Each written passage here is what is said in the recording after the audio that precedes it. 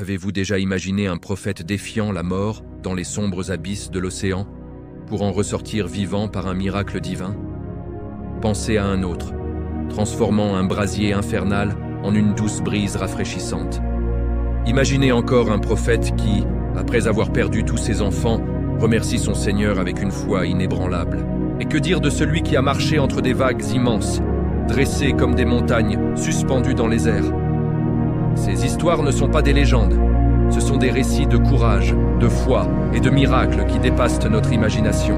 Ces hommes exceptionnels, choisis par Allah, ont vécu des vies extraordinaires. Certains sont nés sans père, d'autres ont été élevés aux cieux sans connaître la mort. Ils ont eu le privilège d'entendre la voix de Dieu directement et ont accompli des prodiges qui ont bouleversé les lois de la nature. Pensez à celui qui a vaincu un empire entier armé d'un simple bâton, ou à l'eau transformée en sang, au feu devenu paix, et aux mers fendues en deux pour laisser passer les croyants. La mort elle-même a reculé devant leur mission, ressuscitant sur ordre divin. L'argile, sous leurs mains, prenait vie et s'envolait en oiseaux. Ces récits ne sont pas de simples contes. Allah les a préservés pour l'éternité dans son livre sacré pour qu'ils illuminent nos vies et renforcent nos âmes. Le plus incroyable, c'est que ces prophètes étaient des êtres humains, tout comme nous.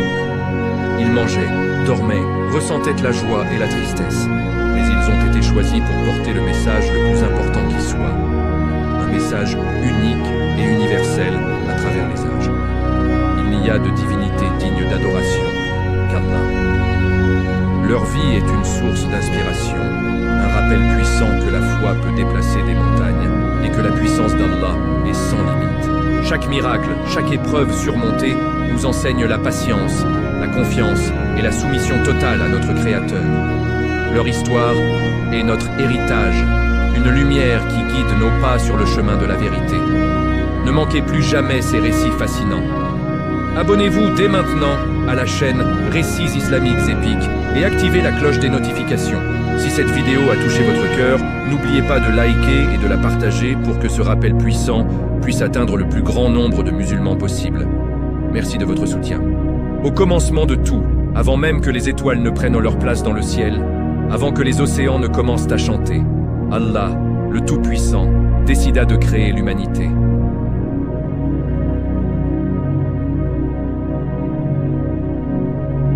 C'est de ce néant qu'est né Adam, que la paix soit sur lui, le tout premier prophète, façonné à partir de la terre elle-même. Les anges, ces créatures de pure lumière, reçurent l'ordre de rassembler de la poussière des quatre coins du globe. De la terre rouge, noire, blanche, fertile ou aride, symbolisant l'incroyable diversité de la future famille humaine. Ils la mélangèrent avec de l'eau céleste, créant une argile souple qu'ils modelèrent selon le plan divin. Pendant 40 ans, cette forme était restée là, inanimée, comme une poterie attendant le souffle de son créateur. Puis, un vendredi béni, le 10e jour de Muharram, Allah insuffla en elle de son propre esprit. Il ordonna aux anges « Et lorsque j'aurai parachevé sa forme et que j'y aurai insufflé de mon esprit, prosternez-vous devant lui. » C'est ainsi qu'Adam s'éveilla à la vie. Son cœur battit pour la première fois et ses yeux s'ouvrirent sur un paradis d'une beauté que les mots ne peuvent décrire.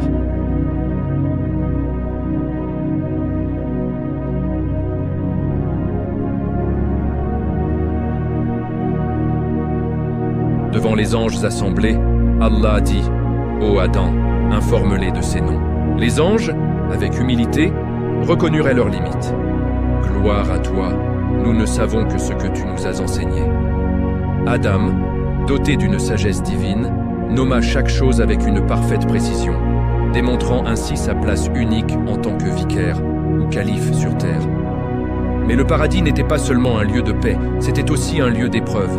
Pour qu'Adam ne connaisse pas la solitude, Allah créa Ève, Hawa, à partir d'une de ses côtes. Ensemble, ils vivaient dans ce jardin merveilleux. Les fruits étaient à portée de main, des rivières de lait et de miel coulaient, et la paix était absolue. Mais il y avait une seule règle, un seul avertissement. Mangez de tout ce qui s'y trouve, mais n'approchez pas de cet arbre, sinon vous seriez du nombre des injustes. Consumé par la jalousie et l'orgueil, il avait refusé de se prosterner devant Adam et fut chassé des cieux. Il jura alors de consacrer son existence à égarer l'humanité.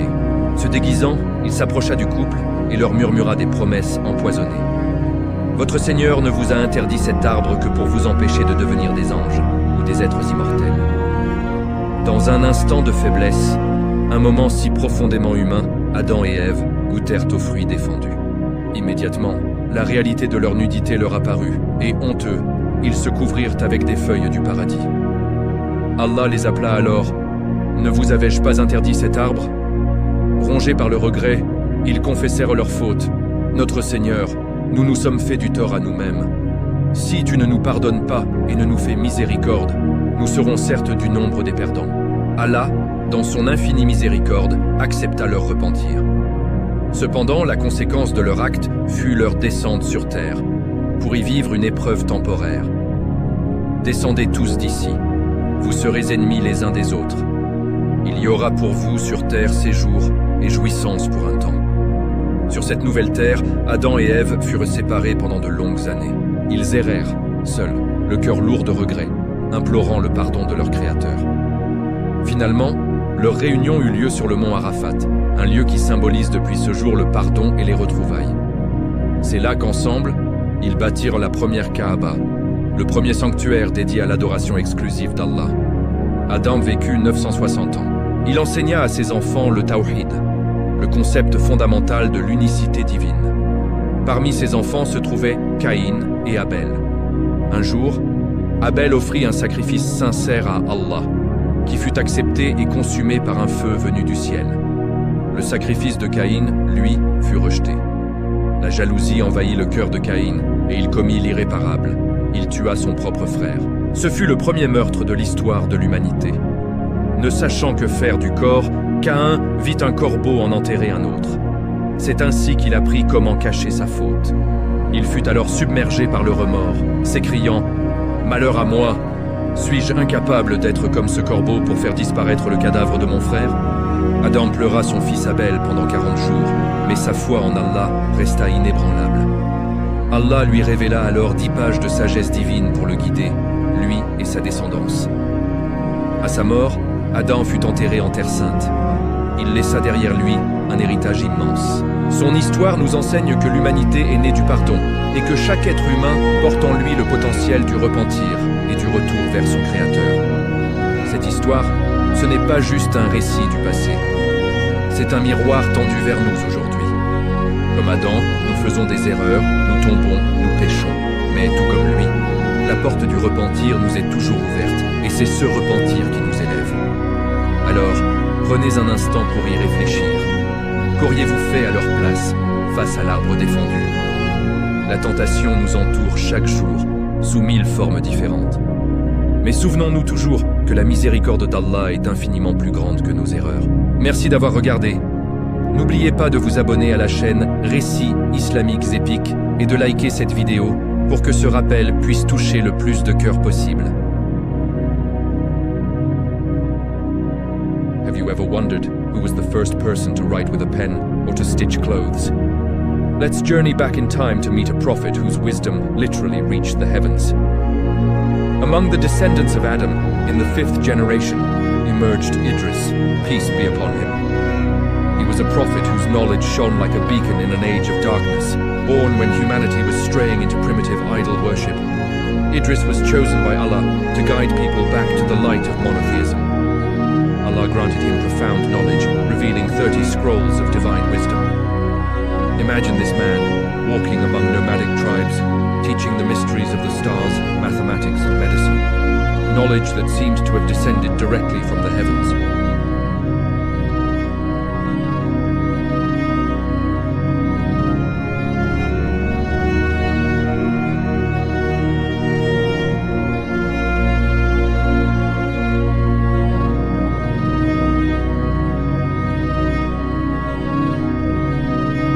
Look at the stars, he would preach. They do not fall by chance. A creator guides them. He invented the art of sewing, allowing people to move from wearing rough animal skins to refined garments. This was a powerful symbol of humanity's journey from a primitive state to civilization. In medicine, he healed diseases thought to be incurable, using herbs and prayers, proving that science and faith can work together under the will of Allah.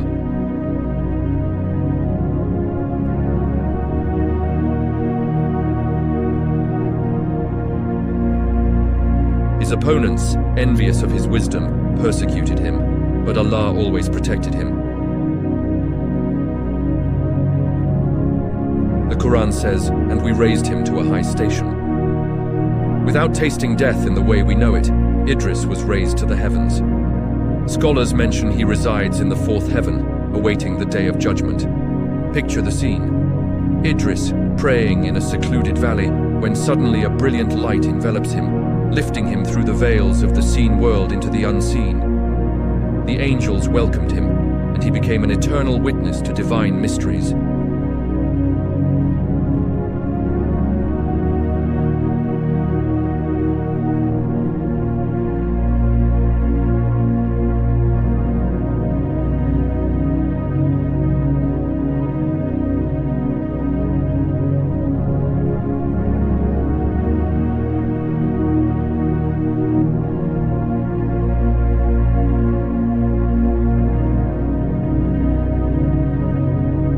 His life, a bridge between earth and heaven, reminds us that true elevation comes from submission to Allah.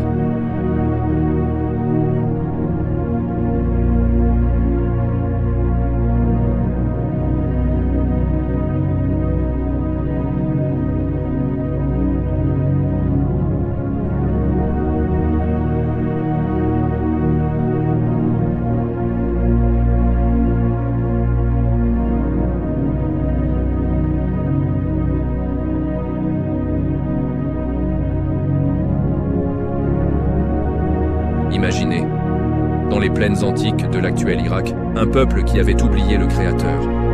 Il s'était retourné vers des idoles de pierre, des statues nommées Wad, Suwa, Yagout, Yaouk et Nasr.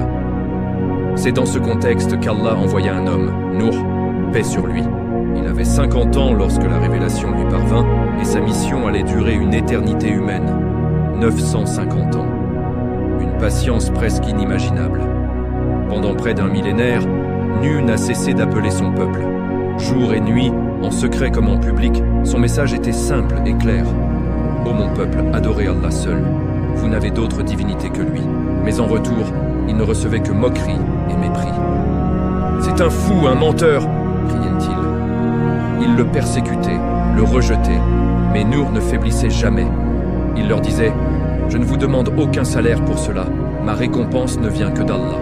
Malgré ses efforts acharnés, seule une poignée de gens, souvent les plus pauvres et les plus opprimés de la société, crurent en son message. Le cœur brisé, Nuh vit même son propre fils aîné choisir le camp des idolâtres, refusant l'appel de son père. La douleur d'un père face à l'égarement de son fils est une épreuve immense, mais la foi de Nuh restait inébranlable. Face à tant d'obstination, le jugement divin allait se manifester par un miracle terrifiant, le déluge. Mais avant la destruction, il y eut la promesse du salut. Allah ordonna à Nuh, construis l'arche sous nos yeux et selon notre révélation. Imaginez la scène. En plein désert, loin de toute mer, Nuh se mit à construire un navire gigantesque. 3 étages, long de centaines de mètres. Les moqueurs redoublèrent de sarcasme. « Regardez Nuh, il construit un bateau sur la terre ferme !» Ils ne pouvaient pas comprendre que l'ordre venait du maître des cieux et de la terre. Puis, l'ordre divin suivant arriva. Rassembler un couple de chaque espèce vivante. Nuh réunit les animaux, les oiseaux, les insectes. Un miracle logistique incroyable, une arche de la biodiversité avant l'heure pour préserver la vie sur Terre. Une fois, Nuh, les quelques croyants et les animaux à bord, le ciel s'assombrit. Allah dit, nous ouvrîmes alors les portes du ciel à une eau torrentielle et fîmes jaillir de la terre des sources. La terre se mit à trembler, des fontaines jaillirent du sol avec une force inouïe. Les eaux montèrent, implacables, engloutissant tout sur leur passage. L'arche, ce symbole de foi et d'obéissance, se mit à flotter, portée par les vagues, emportant avec elle l'avenir de l'humanité. Du haut d'une colline, le fils de Nuh, croyant pouvoir échapper à la fureur des eaux, cria « Je vais me réfugier sur une montagne qui me protégera de l'eau. » Le cœur d'un père saignait. Nu l'implora une dernière fois. « Ô mon fils, monte avec nous et ne sois pas avec les mécréants. » Mais une vague immense s'interposa entre eux, et le fils fut emporté avec les autres. Pendant des mois, l'eau recouvrit tout, même les plus hauts sommets des montagnes. Puis, la miséricorde d'Allah se manifesta. L'arche s'immobilisa sur le mont Judi. L'ordre fut donné. « Ô terre, absorbe ton eau, et toi, ciel, cesse de pleuvoir. » Lentement, la vie reprit son cours. Nu et les siens débarquèrent sur une terre purifiée. De ses 3 fils, Sam, Ham et Japheth, descendraient toutes les nations futures. Nous, son histoire est un puissant rappel. Dans notre monde moderne, nous sommes aussi confrontés à un déluge de tentations, de distractions et de doutes. La question est, sommes-nous en train de construire notre propre arche de la foi? L'histoire de Nuh nous enseigne que la patience est l'arche qui nous protège des tempêtes de la vie, et que la confiance en Allah est la seule véritable bouée de sauvetage.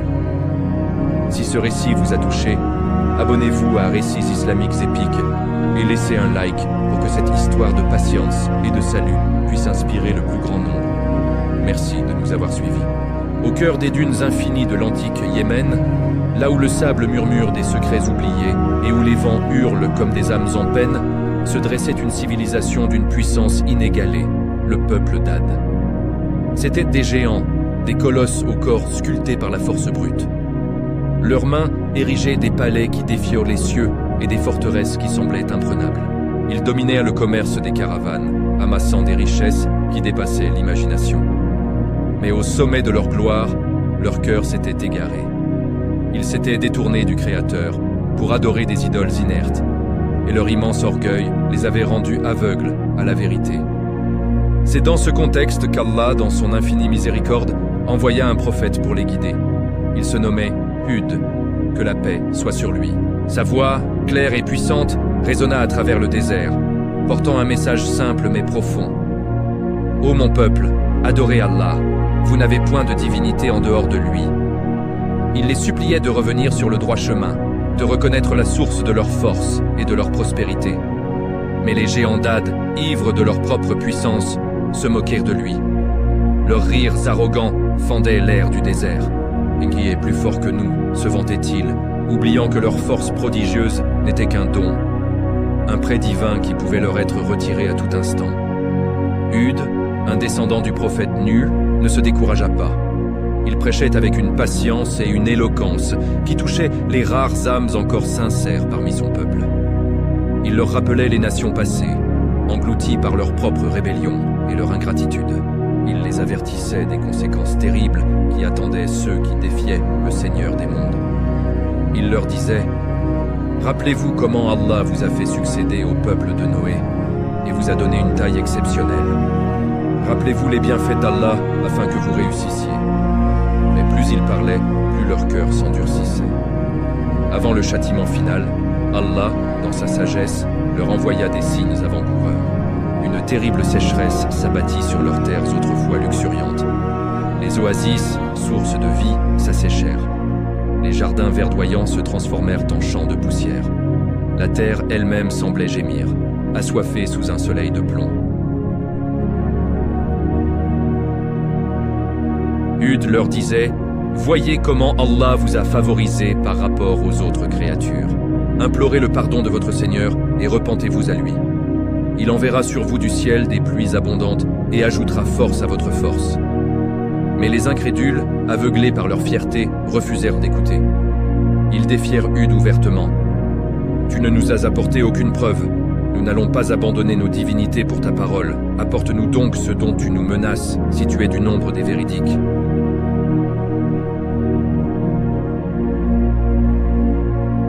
Alors, la punition s'abattit sur eux, une manifestation de la colère divine qui fit trembler les cieux et la terre. Ce ne fut ni un tremblement de terre, ni un déluge, mais un vent glacial, furieux, dévastateur. Le Coran le décrit comme un vent mugissant et impétueux. Il souffla sans relâche, 7 nuits et 8 jours consécutifs. Ce n'était pas un vent ordinaire. C'était une force surnaturelle, un instrument du châtiment divin. Il arrachait les palais de leurs fondations comme de simples fétus de paille. Il soulevait les corps gigantesques du peuple d'Ad comme des feuilles mortes, les projetant violemment contre les rochers. Le fracas de leurs crânes se brisant faisait écho à la fureur de la tempête. Imaginez la scène. Ces titans qui se vantèrent de leur force, désormais impuissants, tourbillonnant dans les airs, leurs cris d'agonie étouffés par le hurlement du vent. Quand la tempête s'apaisa enfin, le paysage était méconnaissable. Le désert était jonché de leurs corps, décrits dans le Coran comme des troncs de palmiers déracinés, vidés de l'intérieur. De leur cité orgueilleuse, il ne restait que des ruines, un témoignage silencieux et terrifiant de la puissance d'Allah et de la fragilité de l'homme. Au milieu de ce chaos apocalyptique, Hud et les quelques croyants qui l'avaient suivi furent miraculeusement épargnés.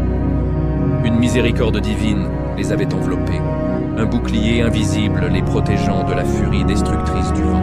Après la destruction de son peuple, Hud et ses compagnons émigrèrent, trouvant refuge à la Mecque, où il vécut le reste de sa vie dans la paix et l'adoration, jusqu'à sa mort. Aujourd'hui, on pense que les vestiges d'Hiram au pilier, la légendaire cité du peuple d'Ad, se cachent quelque part sous les sables mouvants de la région d'Al-Arkaf, au Yémen. Des colonnes enfouies, des ruines oubliées qui rappellent à l'humanité une leçon intemporelle. L'orgueil précède toujours la chute.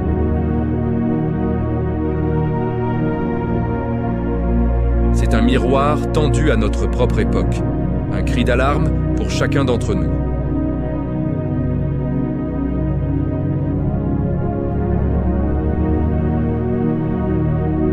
Nous bâtissons nos propres palais d'illusions, pensant que nos réalisations nous rendent invincibles. Mais l'histoire de Hud nous enseigne une vérité fondamentale. La seule vraie puissance, la seule force qui perdure, réside dans la soumission humble et sincère à Allah. Chacun de nous fait face à ses propres tempêtes, des difficultés financières, des problèmes de santé, des crises morales ou spirituelles. Dans ces moments d'épreuve, nous avons le choix. Allons-nous réagir avec l'arrogance du peuple d'Ad, en défiant le destin et en nous fiant à notre propre force? Ou allons-nous suivre l'exemple du prophète Hud, en nous tournant vers Allah avec patience, humilité et une foi inébranlable? Hud nous montre que même face à l'opposition la plus féroce, il faut continuer à prêcher la vérité avec douceur et persévérance. Car soyez-en certains, le vent de la justice divine finit toujours par balayer l'injustice et l'orgueil. Posez-vous la question sincèrement. Si vous aviez vécu à l'époque des géants d'Ad, auriez-vous écouté l'appel du prophète? Auriez-vous reconnu les signes d'Allah dans la sécheresse? Ou auriez-vous ri avec les moqueurs, défiant les cieux? L'histoire de Hud est une invitation puissante à l'humilité. Elle nous rappelle que les vents du destin peuvent tourner en un instant et que notre seule ancre, notre seul refuge sûr, se trouve auprès de notre Créateur. Merci d'avoir regardé cette vidéo. Si ce rappel vous a touché, n'oubliez pas de liker et de vous abonner à la chaîne Récits islamiques épiques. Partagez cette histoire pour que son message de foi et d'humilité puisse atteindre le plus grand nombre de personnes possible. Assalamu alaikum wa rahmatullahi wa barakatuh et bienvenue sur Récits islamiques épiques.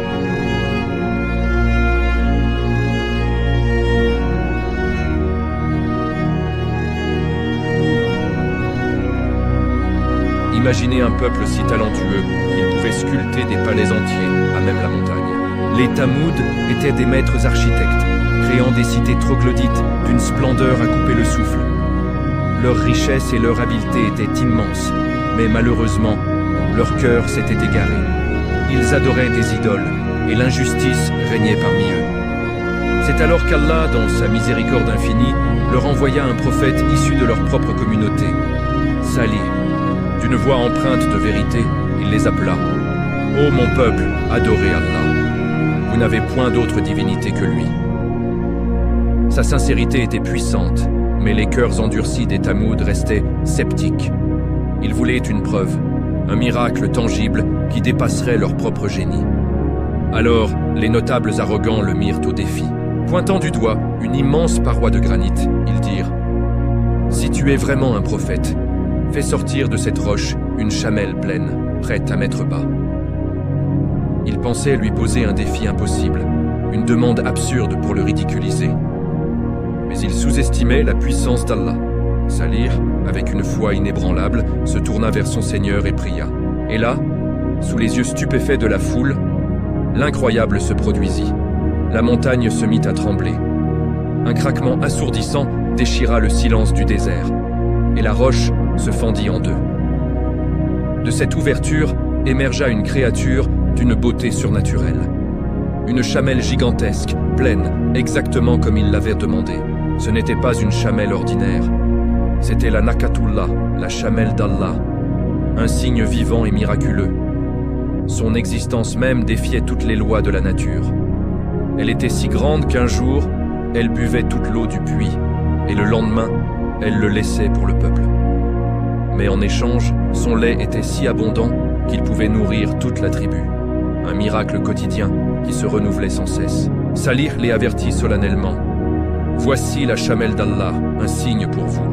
Laissez-la paître en paix sur la terre d'Allah, et ne lui faites aucun mal, sinon un châtiment douloureux s'abattra sur vous. » Pour les croyants, ce miracle renforça leur foi. Ils voyaient la miséricorde et la puissance d'Allah manifestées devant eux. Mais pour les arrogants, ce miracle devint une source de jalousie et de ressentiment. La présence de cette chamelle bénie était un rappel constant de leur propre rébellion. Leur orgueil ne pouvait le supporter. En secret, un groupe de 9 chefs, décrits dans le Coran comme les 9 malfaiteurs qui semaient la corruption sur terre, se réunirent pour comploter. Leur plan était diabolique. Ils allaient tuer la chamelle sacrée, défiant ouvertement l'avertissement divin. Une nuit, alors que la chamelle se reposait, ils mirent leur plan à exécution. Ils lui coupèrent cruellement les jarrets, la faisant s'effondrer avant de l'achever. C'était un acte d'une extrême cruauté, mais surtout un acte de défi total envers Allah. Ils avaient brisé l'alliance, ils avaient détruit le signe. Quand Salih apprit leur crime, son cœur fut rempli de tristesse et d'une terrible certitude. Le temps de la miséricorde était terminé. Il se tourna vers son peuple et leur lança un dernier avertissement, une prophétie funeste. « Jouissez de vos demeures pendant 3 jours encore. Voilà une promesse qui ne sera pas démentie. » Le compte à rebours de leur destruction avait commencé. Le premier jour, une étrange pâleur s'empara de leurs visages, qui devinrent jaunes comme des feuilles mortes.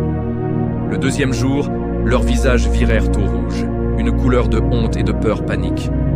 Le troisième jour, leurs visages s'assombrirent jusqu'à devenir noirs comme la nuit la plus profonde. La terreur les avait saisis, mais il était trop tard pour regretter. Puis, à l'aube du 4e jour, le châtiment promis arriva.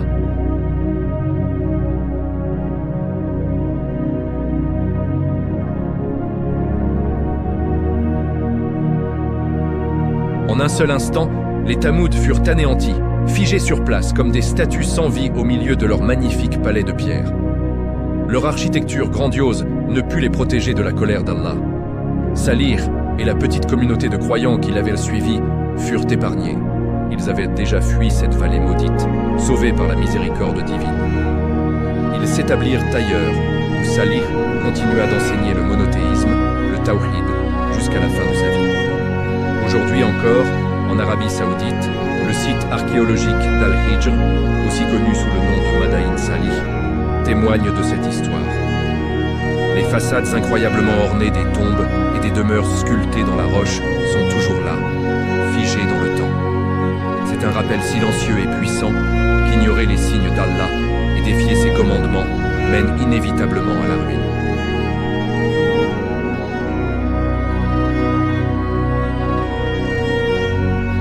À notre époque, nous sommes entourés de signes et de miracles divins que nous tenons souvent pour acquis.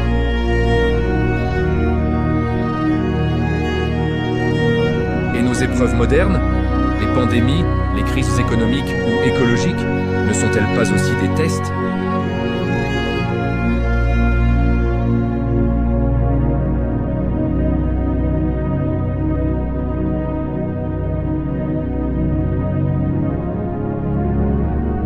Face à ces bienfaits, comment réagissons-nous ? Sommes-nous reconnaissants comme les compagnons de Salih, ou sommes-nous ingrats et destructeurs comme les Tamouds ?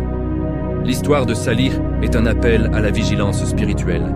Elle nous enseigne à respecter les signes d'Allah, qu'ils soient aussi spectaculaires qu'une chamelle sortant d'un rocher, ou aussi quotidiens qu'un lever de soleil. car chaque bienfait est une responsabilité, et l'ingratitude est la première étape vers l'autodestruction. Merci d'avoir suivi ce récit avec nous. Si cette histoire vous a touché et vous a fait réfléchir, n'oubliez pas de liker cette vidéo et de vous abonner à la chaîne Récits islamiques épiques. Partagez-la pour que ce rappel puissant puisse atteindre le plus grand nombre de frères et sœurs. Qu'Allah nous guide tous sur le droit chemin. Assalamu alaikum.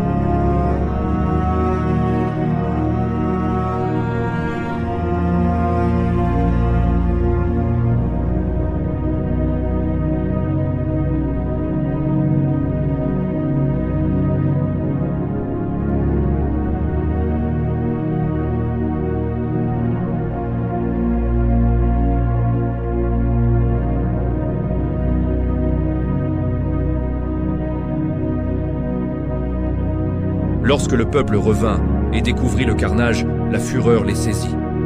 Qui avait osé commettre un tel sacrilège? Les soupçons se tournèrent rapidement vers ce jeune homme qui critiquait ouvertement leur Dieu. Amené devant la foule accusatrice, Ibrahim fit face à ses juges. « Qui a fait cela à nos divinités ?» demandèrent-ils. La réponse d'Ibrahim fut un coup de génie. Pointant l'idole restante, il dit calmement « C'est plutôt ce grand-là qui l'a fait. Demandez-leur donc si elles peuvent parler. » Un silence embarrassé tomba sur l'assemblée.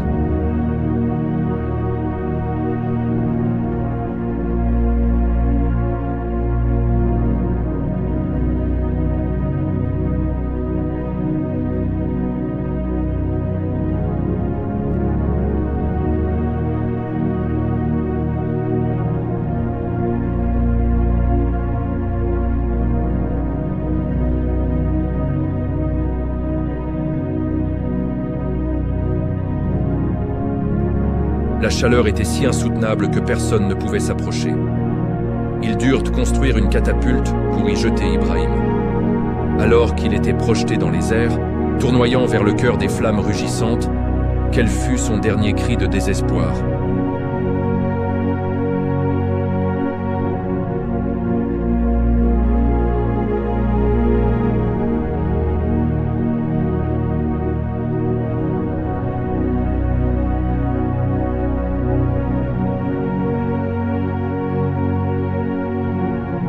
Allah s'adressa directement à la création.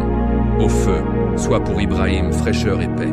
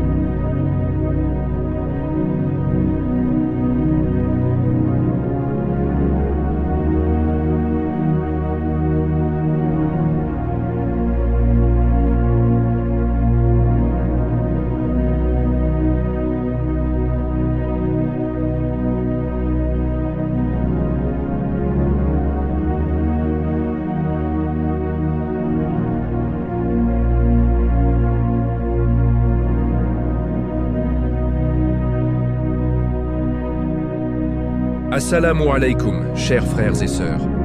Bienvenue sur Récits islamiques épiques. Aujourd'hui, nous plongeons dans une histoire poignante et pleine d'enseignements, celle du prophète Lut, que la paix soit sur lui, et de la chute spectaculaire de Sodome. Une histoire qui résonne étrangement avec les défis de notre époque. Imaginez les terres fertiles de la vallée du Jourdain, près de ce qui est aujourd'hui la mer Morte. Là se trouvait Sodome, une cité prospère, rayonnante de richesses, mais rongée par une corruption morale sans précédent. Allah, dans sa sagesse, y envoya Lut, le neveu du grand prophète Ibrahim. Sa mission ? Ramener son peuple à la raison et à la piété. Les habitants de Sodome et des villes voisines s'étaient enfoncés dans une dépravation totale. Le Coran nous décrit des actes d'une turpitude que nul au monde n'avait commise auparavant. Ils avaient délaissé les unions naturelles voulues par Dieu pour se tourner vers des pratiques contre nature. Pire encore, ils s'en prenaient ouvertement aux voyageurs, affichant leurs péchés sans aucune honte. C'était une rébellion ouverte contre l'ordre divin et la dignité humaine. Face à cette déchéance, la voix de Lut s'éleva, empreinte à la fois de fermeté et de compassion. « Ô mon peuple, disait-il, craignez Allah, cessez cette abomination. Comment pouvez-vous commettre un tel acte alors que vous voyez clair ?» Il les implorait de revenir à l'adoration du Dieu unique, de purifier leur cœur et leur vie. Mais quelle fut leur réponse? Le mépris et la moquerie. « Expulsez Lut et sa famille de votre cité, disaient-ils ironiquement. Ce sont des gens qui veulent rester purs.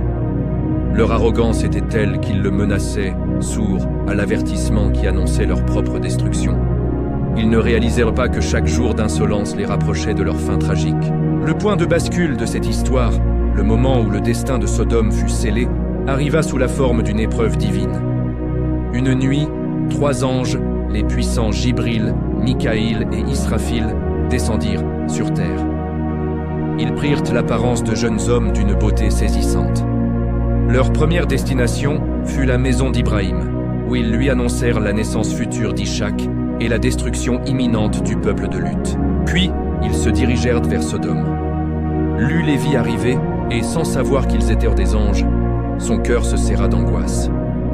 Il savait de quoi son peuple était capable, et craignait pour la sécurité de ses invités.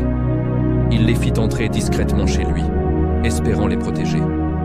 Mais le secret ne fut pas gardé longtemps. La nouvelle de l'arrivée de ces beaux étrangers se répandit comme une traînée de poudre. Bientôt, une foule enragée, assoiffée de péché, encercla la maison de Lut. Ils frappaient à sa porte, hurlant « Livre-nous tes invités, nous savons ce que nous voulons leur faire !» C'était le comble de l'ignominie. Lut, désespéré, se plaça devant sa porte, tentant de protéger ses hôtes.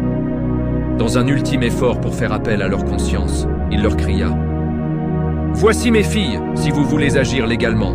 Craignez Allah et ne me déshonorez pas à travers mes invités. » Mais leur folie était totale, leur cœur était aveugle à tout rappel.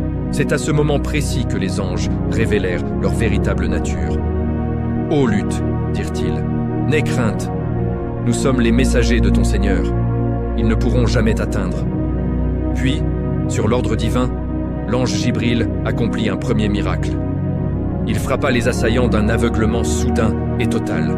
La foule, devenue subitement aveugle, se mit à paniquer, se bousculant dans l'obscurité, incapables même de retrouver la porte qu'ils essayèrent de forcer quelques instants plus tôt. La terreur avait remplacé leur arrogance. C'était un avant-goût du châtiment à venir, un signe clair que leur temps était écoulé. Les anges donnèrent alors leurs dernières instructions au prophète. « Pars avec ta famille au cœur de la nuit, lui dirent-ils. Marchez et que personne d'entre vous ne se retourne pour regarder en arrière, sauf ta femme. Elle subira le même sort qu'eux. » La femme de Lut, bien que vivant sous le toit d'un prophète, n'avait jamais vraiment cru en son message. En secret, elle soutenait les pécheurs de la ville, elle était leur complice. Son cœur était resté attaché à leur mode de vie corrompu.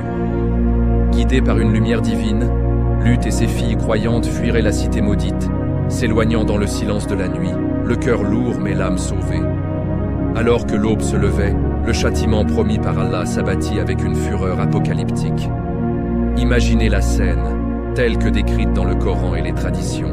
L'ange Jibril déploya son aile, la glissa sous les 5 cités pécheresses et les souleva tout entières, très haut dans le ciel.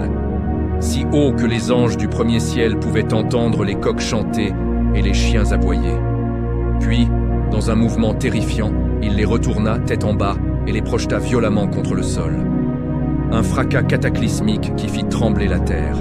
« Nous les renversâmes de fond en comble », nous dit Allah dans le Coran. Mais la punition ne s'arrêta pas là. Alors que les cités s'écrasaient, une pluie mortelle s'abattit du ciel. Ce n'étaient pas des gouttes d'eau, mais des pierres d'argile cuites, dures comme la roche et brûlantes comme le feu de l'enfer.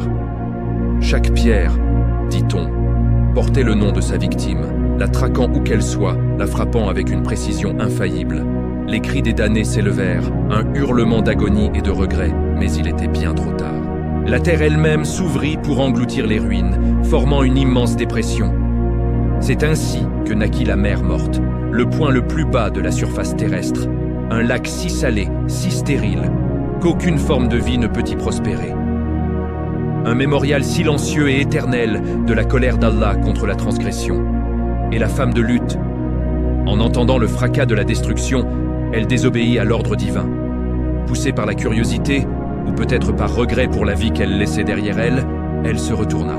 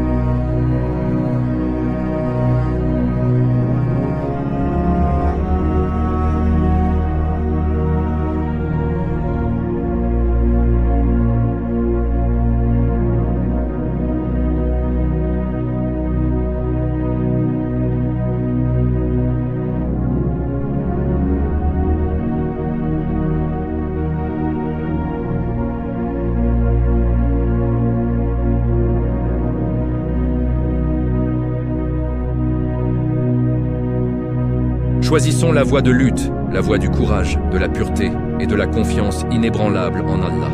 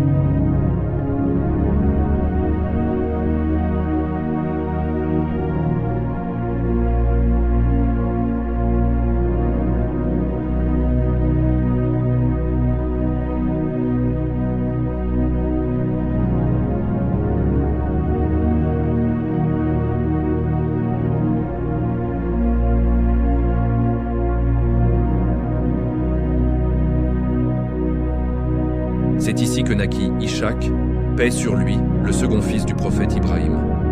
Sa naissance n'était rien de moins qu'un miracle vivant.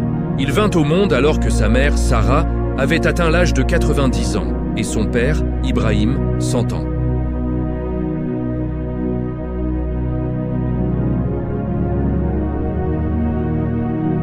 Imaginez la scène. Des anges descendirent pour annoncer la nouvelle à Ibrahim et Sarah.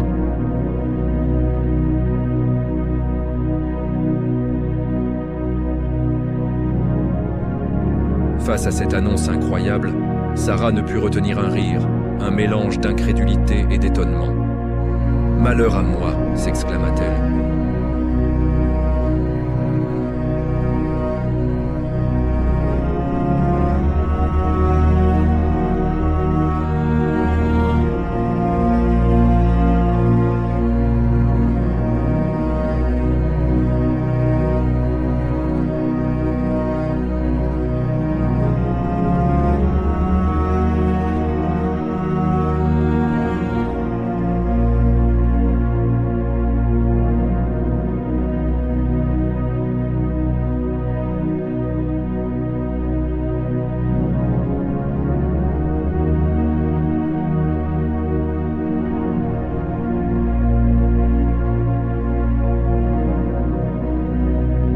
Par la volonté d'Allah, Ishak fit pousser des fruits délicieux sur des arbres qui n'étaient que des buissons épineux.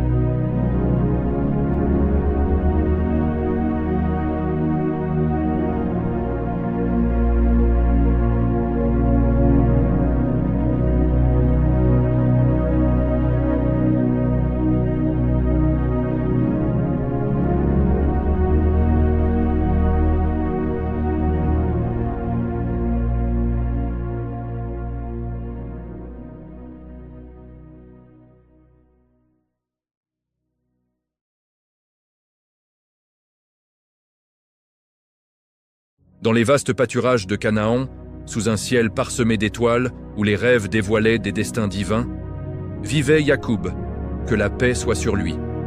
Fils d'Ishak et petit-fils d'Ibrahim, il était destiné à devenir le pilier d'une grande nation. Connu aussi sous le nom d'Israël, il fut le père de 12 fils, les futurs fondateurs des 12 tribus d'Israël. En tant que prophète, Yacoub fut envoyé pour guider son peuple, prêchant l'unicité d'Allah avec une sagesse héritée de ses nobles ancêtres. Il enseignait la soumission à un Dieu unique, suivant les pas de son père et de son grand-père. Sa vie, cependant, fut un océan d'épreuves. Parmi tous ses fils, son cœur penchait profondément pour le jeune Youssouf, Joseph. Cet amour particulier, bien que pur, attisa une flamme de jalousie dévorante chez ses autres fils. Consumés par l'envie, ils complotèrent contre leur propre frère. Ils le saisirent, le jetèrent au fond d'un puits abandonné et, pour masquer leur crime odieux, ils tachèrent sa chemise avec le sang d'un animal. De retour auprès de leur père, ils prétendirent, en larmes, qu'un loup avait dévoré Youssouf. Le cœur de Yacoub fut brisé. La douleur de cette perte était si intense, si profonde, qu'il pleura son fils bien-aimé jour et nuit, année après année, jusqu'à ce que ses larmes lui ravissent la vue. Il devint aveugle, mais sa foi, elle, ne vacilla jamais. Face à l'insistance de ses fils pour qu'ils cessent de se lamenter, il répondit avec une confiance inébranlable « Je ne me plains qu'à Allah de ma détresse et de mon chagrin. » Malgré des décennies de séparation, une intuition divine le soutenait. Il se disait « Belle patience, il se peut qu'Allah me les ramène tous. » Il savait, au plus profond de son âme, que le plan d'Allah est parfait. Des années plus tard, ses fils, poussés par la famine, se rendirent en Égypte pour chercher des provisions. Là, sans le savoir, ils rencontrèrent leur frère Youssouf, devenu un homme puissant à la cour du roi. Après plusieurs voyages et péripéties, Youssouf se révéla enfin à eux. Pendant ce temps, bien loin de là, en Palestine, alors que la caravane de ses fils quittait l'Égypte pour revenir, Yacoub sentit une brise familière. Il déclara à ceux qui l'entouraient « Vraiment, je sens l'odeur de Youssouf. Si seulement vous ne me traitiez pas de sénile. » Et le miracle se produisit. Ses fils arrivèrent et jetèrent sur son visage la chemise que Youssouf leur avait confiée. Aussitôt, Yacoub recouvra la vue. Ce n'était pas un simple remède, mais une guérison divine, un signe éclatant de la miséricorde d'Allah. Réuni avec sa famille, Yacoub émigra en Égypte pour retrouver son fils perdu depuis si longtemps. Il y vécut ses dernières années en paix, entouré des siens. Yacoub mourut à l'âge de 147 ans. Conformément à ses dernières volontés, son corps fut transporté en Palestine pour être enterré auprès de son père Ishaq et de son grand-père Ibrahim, dans la terre promise. De sa descendance naquirent de nombreux prophètes qui continuèrent à guider les enfants d'Israël. L'épopée de Yacoub n'est pas qu'une simple saga familiale. C'est un puissant manuel de résilience et de foi. Dans nos propres vies, face à nos pertes, qu'il s'agisse d'un être cher, d'un emploi ou d'un rêve brisé, l'histoire de Yacoub nous enseigne une leçon intemporelle. La patience, ancrée dans la confiance en Allah, illumine les ténèbres les plus profondes. Elle nous invite à nous tourner vers lui dans l'épreuve, car lui seul peut réunir ce qui a été brisé et transformer le chagrin en joie. Merci d'avoir suivi ce récit.